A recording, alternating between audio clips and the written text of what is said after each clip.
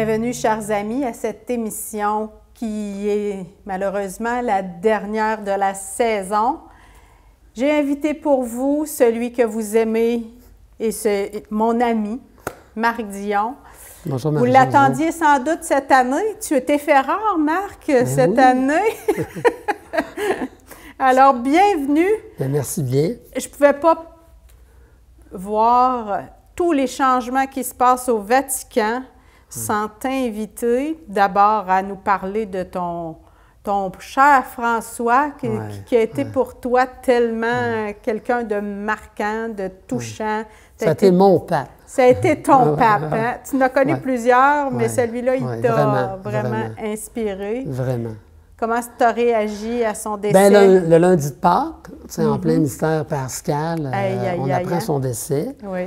Après donc après ça, c'est allé vite. Très rapidement, oui, finalement. Puis finalement, il y avait des milliers de personnes pour honorer sa vie, quand même, qui venaient de partout. Puis même, je connais même du monde, moi, qui disait « on reste en Italie une semaine de plus ». Il y a des gens qui ont fait le parcours pour vivre ce moment historique, parce que la mort d'un pape, c'est l'arrivée d'un nouveau pape dans quelques semaines après. Là. Alors... ça a été particulièrement court de cette fois-ci pour la transition. Oui. Marc, je t'ai invité surtout pour qu'on fasse un espèce de bilan de l'héritage de François. Oui. Qu'est-ce qui, à ton avis, a marqué son passage au Vatican? Bien, ça paraît curieux, mais on a déjà organisé, Gérard Marier et moi, avec un comité de laïcs, puis avec une religieuse, 3 rencontres dans les 3 coins du diocèse, Nicolet, Drummondville, Victo. Oui. Puis on avait un petit peu... ça faisait déjà 5 ans que le pape François était pape et évêque de Rome. Alors on avait donné comme 4 grandes drives, si on peut dire, 4 grandes orientations, comme exemple, un pape qui aime le peuple, donc la proximité. Donc, ce n'est pas un pape intellectuel. Oui, il a écrit des encycliques. Je comprends, là. Oui, beaucoup. On ne les a pas tous. Non. Mais en même temps, c'était surtout un pasteur en Argentine, dans la capitale. Puis c'était la première fois qu'un pape venait du Sud, puis en même temps, une métropole de, je pense, 9 millions de personnes. C'est quand même quelque chose. Oui. Bon. La deuxième drive, on a dit l'option préférentielle pour les pauvres. Donc, la joie d'annoncer l'Évangile, son premier texte, mais en même temps, de l'annoncer jusque dans la chair des pauvres. Parce que lui-même avait envoyé plusieurs prêtres dans les bidonvilles de la capitale d'Argentine. La troisième chose, c'était un peu « loué sois-tu », c'est-à-dire son encyclique sur la création, sur la nature, sur les changements climatiques, qui a été salué par plusieurs scientifiques, dont Hubert Reeves, mais en même temps, l'écologie intégrale s'était déjà portée par certains théologiens comme Leonardo Boff, un franciscain qui disait « le cri des pauvres et le cri de la terre ». Il avait déjà écrit des livres, puis en Amérique latine, on est, la déforestation, les bidonvilles. Bon, ça, c'était la troisième. Puis la quatrième chose, il me semble qu'on avait dit... le renouveau de la famille. C'est ça, avec la famille, l'encyclique, l'amour, la joie de l'amour dans la famille. Oui, puis qui sommes-nous pour juger quelqu'un qui a connu un échec dans sa vie de couple, puis après plusieurs années, refait sa vie. Moi, je pense que ça prend du courage. Puis si on tient la doctrine, bon, t'es marié pour toujours, moi, mais c'est plus ça dans notre monde. La préparation au mariage, des fois, elle est déficiente, on se fait happer par... certaines... Les valeurs de la... Walt Disney, là, c'est un peu... mais ceci étant dit, un des premiers gestes qu'il a fait, c'est de se faire bénir par la foule. C'était un peu curieux, en disant que je viens de loin. Oui. On se demandait tout, c'est qui ce Boglio? Puis là, la deuxième affaire, son premier voyage hors de Rome, il est allé sur une île grecque, à Lesbos, qui est un immense camp terrible de migrants. Puis il est allé mettre des fleurs dans tous ceux qui étaient dans le cimetière de la Méditerranée. Il a ramené des familles musulmanes, parce que ce pape-là a toujours été proche de la communauté musulmane. Puis même à Frères de tous, là, il l'a fait avec un collègue. Musulmane et beaucoup d'autres aussi. Oui, les orthodoxes, les luthériens. Toutes sortes de confessions. Mais surtout que les musulmans sont en croissance dans le monde. Puis là, est-ce que... Puis il y avait aussi à cette époque-là où il a été... la radicalisation des islamistes avait fait beaucoup de tort à leur réputation, à l'ensemble des musulmans aussi. Mais aux Émirats arabes, là, je me souviens plus du nom de grand... Comme un un moine musulman, en tout cas une grande... Sommité. Un évêque, mais c'est pas ces mots-là, qui s'était entendu pour dire que on ne tue pas au nom de Dieu. C'est ça. On ne tue pas au nom de Dieu pour un peu que les musulmans prennent une distance de ceux qui sont très radicaux, là, qui vont à la guerre, finalement, la guerre sainte, là, en tuant des gens. Fait que ce peuple-là, quand même, c'est quand même assez... Bon, l'autre affaire, moi, ce que j'aime de lui, c'est que l'option préférentielle pour les pauvres, c'est-à-dire que Dieu aime tout le monde, Dieu t'aime dans ta maison, t'es vieillissant, t'es adolescent, t'es travailleur, Dieu aime tout le monde, mais particulièrement... Oui. Puis ça... Puis ça rappelle Jésus, qui de riche qu'il était, a pris la condition d'humain, de pauvreté aussi, pour nous enrichir. Dans le fond, un pasteur, la première chose, c'est la proximité. La deuxième chose, c'est la compassion. Donc, compassion, souffrir avec.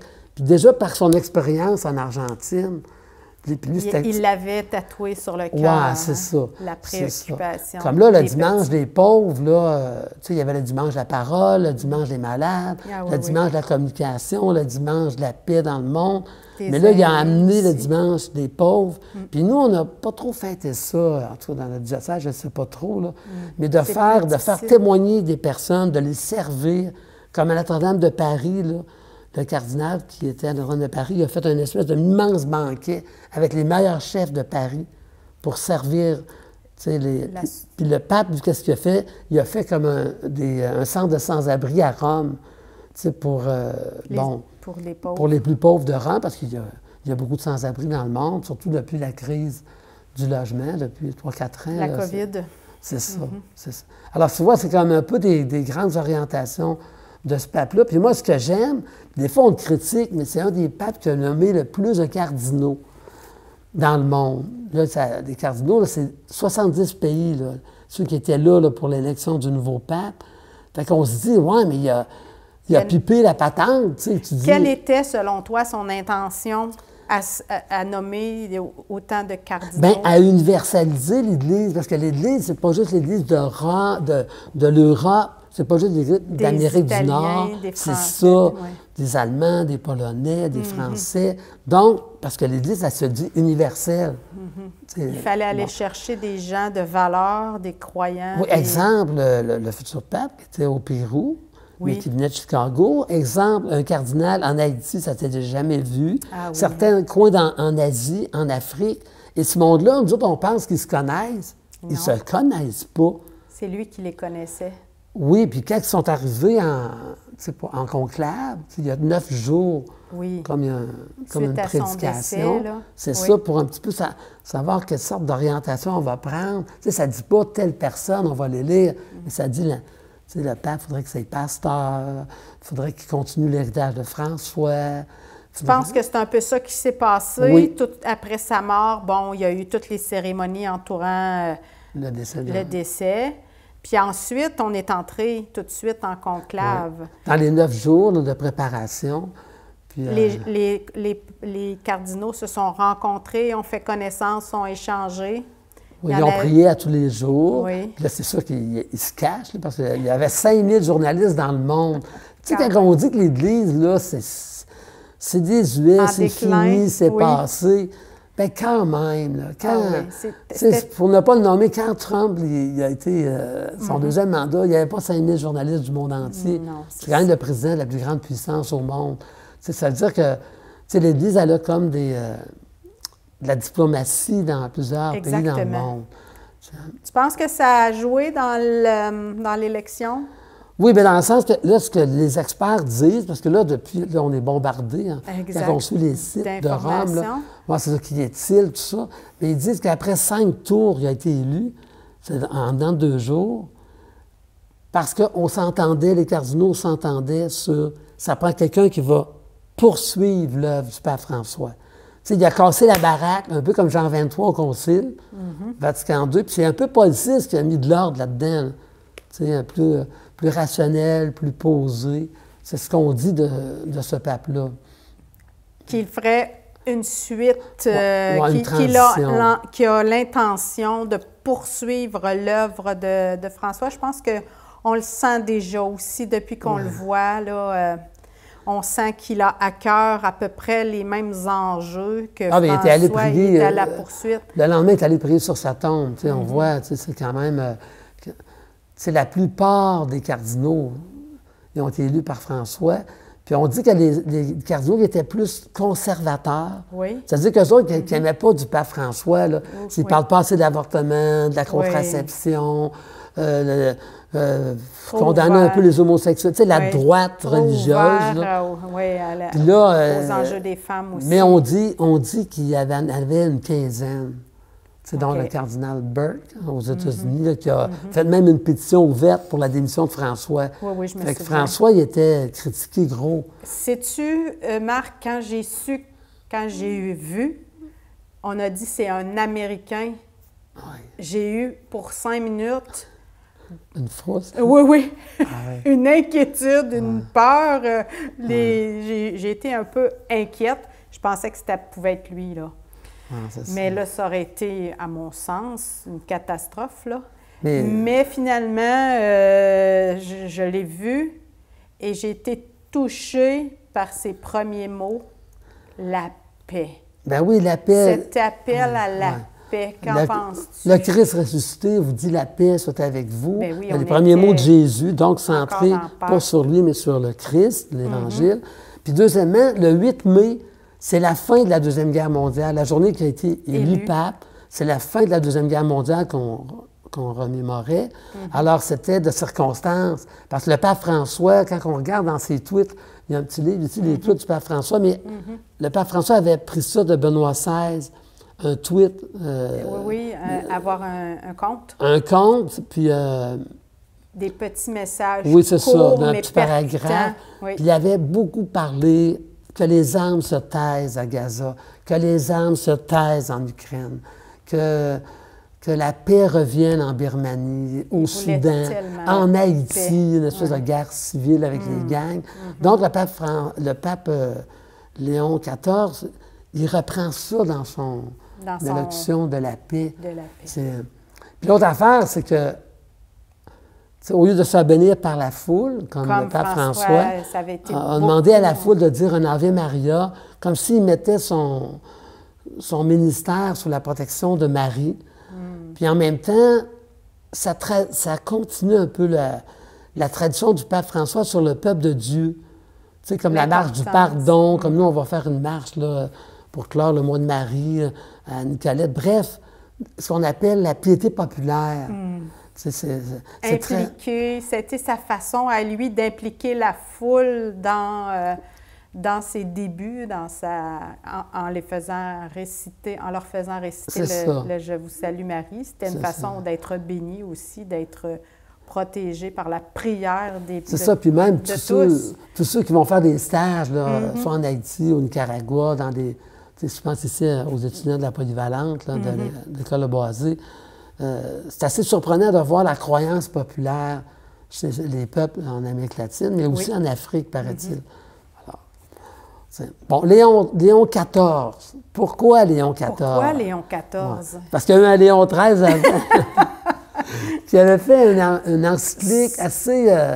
Il se démarque en même temps, parce qu'on aurait pu penser qu'il continuerait en s'appelant François II. Oui, c'est ça. Deuxième.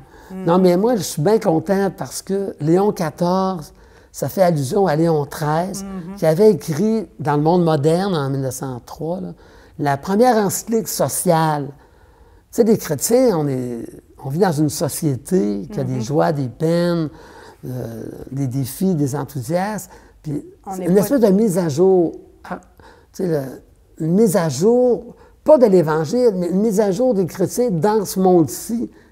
Être sensible à la nouveauté, Et sous ce pape-là, il y avait l'industrialisation en masse, surtout dans les grandes villes, où les gens quittaient les terres pour travailler en usine. Puis il y avait beaucoup d'exploitation, il y avait beaucoup des journées très longues, des enfants travaillaient.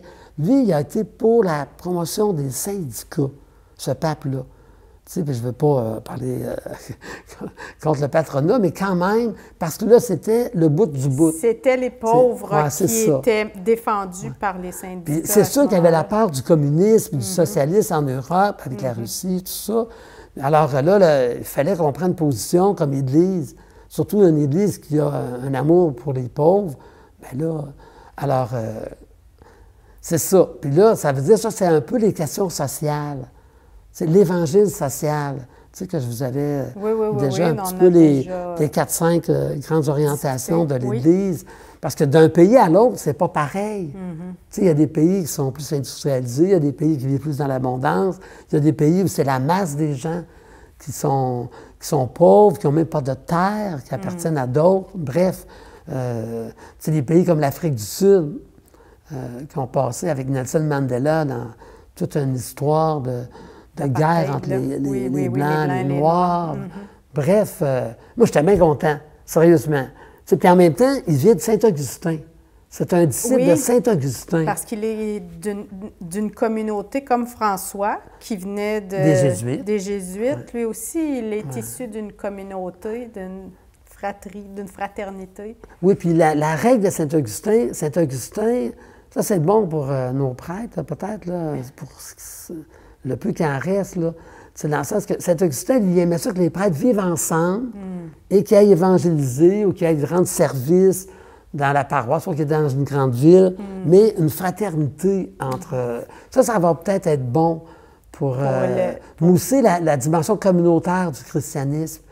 Puis Saint-Augustin, en même temps, c'est un homme qui a beaucoup parlé d'intériorité. Dans les confessions de Saint-Augustin, « Oh mon Dieu, je te cherchais au dehors, mais tu étais en dedans et tu m'étais plus intime que moi-même. Alors ce pape-là va peut-être nous surprendre. Oui, c'est un pasteur des pauvres, mais en même temps, la doctrine... C'est un priant aussi. Oui, c'est ça. Il appelle déjà à la prière dès ses premières minutes. C'est ça. Pour s'appeler Léon XIII, est-ce qu'il a eu, tu penses, des intuitions, avoir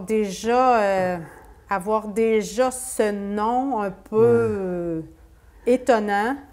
Est-ce que, selon toi, il avait imaginé, prévu que peut-être il serait nommé?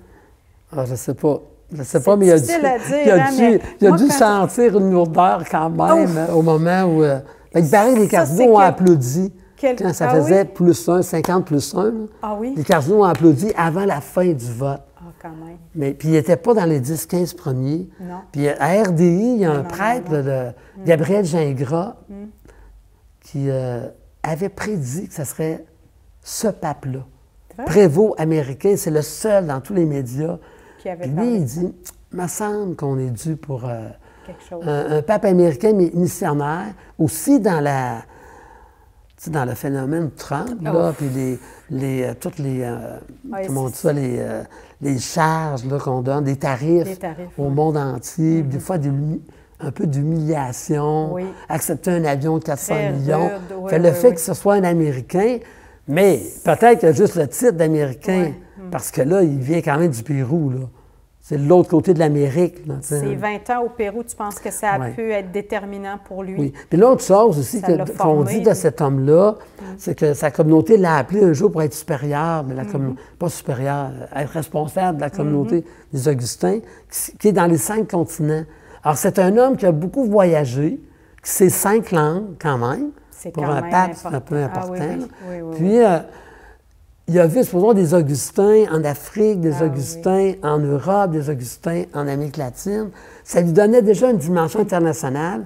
Puis le pape François est allé le chercher pour être un peu, il appelle ça didastère, mais disons ministre, on dirait, ministre d'une partie importante du gouvernement de l'Église, c'est de nommer les évêques. Il a pris la place du cardinal Ouellet, cardinal du Québec. Là. Alors ça lui donnait déjà une dimension internationale. Puis peut-être que Il était appelé à connaître chacun des personnes qui étaient d'éventuels ou de potentiels évêques pour chaque partie du monde. Oui. Puis là, on sent qu'il va être un... Tu sais, oui, c'est un Américain, mais pas tellement de l'administration Trump. Puis, je vais donner un exemple. Quand Vance est venu... tu sais, Vance, le vice-président des États-Unis, avait dit à un moment donné qu'il fallait d'abord aimer sa famille et ses amis. Oui. Puis lui, il avait déjà mis sur son site X, là, anciennement Twitter, non, Jésus, c'est tout le monde. Jésus, c'est pas juste ton petit cercle. Tu sais, Jésus, il n'y a pas d'amour. On ne limite pas l'amour. L'amour, ça se multiplie. Tu aimes ton épouse, tu aimes tes enfants, tu aimes tes petits-enfants, mais sors un peu, là. Aime plus grand.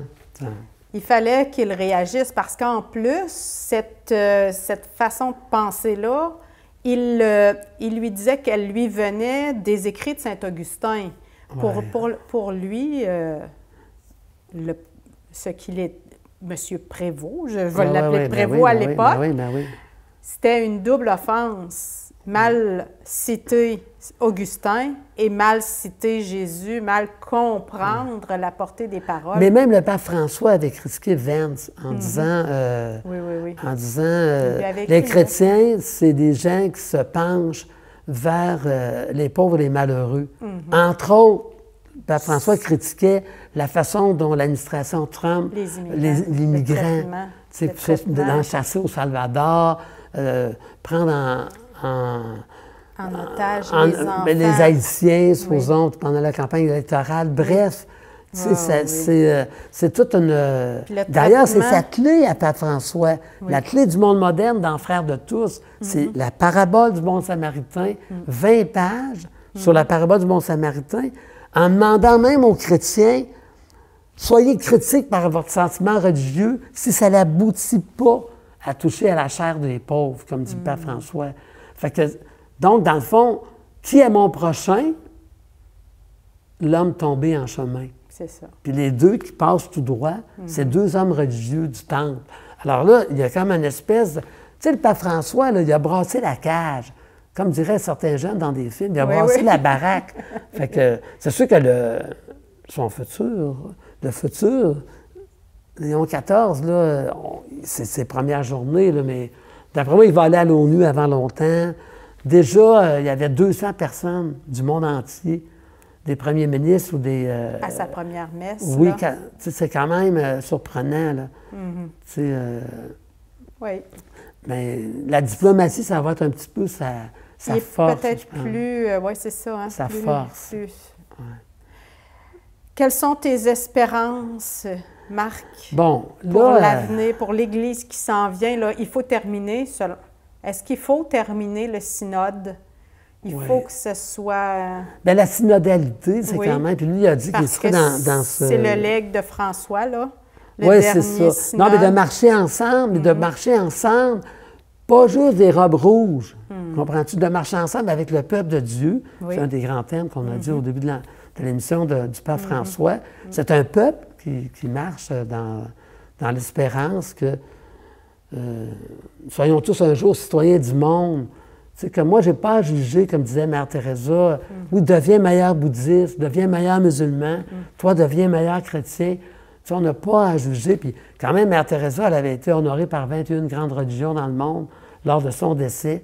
Alors moi, mon espérance, c'est que, premièrement, qu'on arrête les armes. Puis c'est le désarmement. Parce que moi, j'ai vu une pensée du nouveau pape, là, qui disait, oui, la diplomatie, oui, s'entendre avec les organisations internationales comme l'ONU, mais en même temps, favoriser le désarmement. Alors, on sait qu'actuellement, avec le Dôme d'or... C'est l'inverse. Le Dôme d'or, avec 400-500 milliards...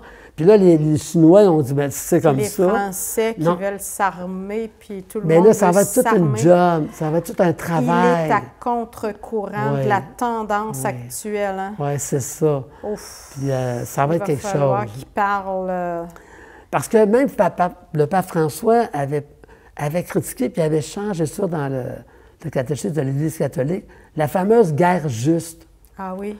C'est pour ne pas être attaqué, j'attaque, ou... Mais le pape François, il n'aimait pas cette affaire-là. Puis je pense bien qu'à Léon XIV non plus. Avec raison, parce que Jésus s'est pas défendu, là, disons, quand on l'a accusé, même injustement, même faussement. Vous savez, dans le monde, là, la bourse, là, il y a 23 grands pays. Il y a beaucoup de circulation d'argent dans la bourse. La bourse. Puis Tobin, un économiste, avait dit, si on chargeait 0,30 de 1 ça donnerait 200 milliards pour régler le sort des plus pauvres de la planète, des 20 les plus pauvres. C'est-à-dire qu'ils n'ont pas de toit, pas de toilette, malnutrition. Alors, quand on dit on va faire un immense projet pour se protéger, hein, tu comprends-tu que là, ça détonne. J'avais faim, ils me donnaient à manger, j'étais nu, ils m'avaient vêtu. Tu sais, il y a comme d'autres urgences.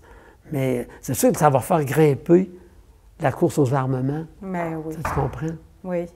Oui. Alors, mon espérance, c'est qu'on aille vers la paix.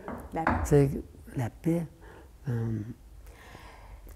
Prions. Oui, prions. François est encore actif aujourd'hui, au moins autant qu'avant, sinon plus. Moi, j'arrête. Mais si on veut terminer par une prière, puis même si c'était quelqu'un qui était possiblement devenir pape, mais il a fait une très belle prière sur les migrants. On pourrait peut-être la réciter ensemble. Je te laisse le dernier mot. Aie pitié de moi, Dieu très haut. Dans ma peur et ma solitude, sois mon refuge. Loin de mon pays, je me sens perdu. Mon cœur est déchiré quand je pense à ma famille restée là-bas. Mon Dieu, écoute leurs cris et viens à leur secours. Apaise les tempêtes d'anxiété et de doute qui font rage en moi. Passe devant moi et guide mes pas vers une personne que je ne connais pas. Que sa gentillesse et sa compassion m'assurent que tu es là pour m'accueillir. Et cette prière-là a été composée, après beaucoup d'écoute, par le cardinal Louis Tagle, l'Asiatique, qui était un cardinal aimé de François. Encore une fois, Marc, merci pour ton passage à l'émission. Bon été à tous, bonnes vacances. Soyez dans la paix à cet automne. Au revoir. Merci, Marie-Josée. Merci.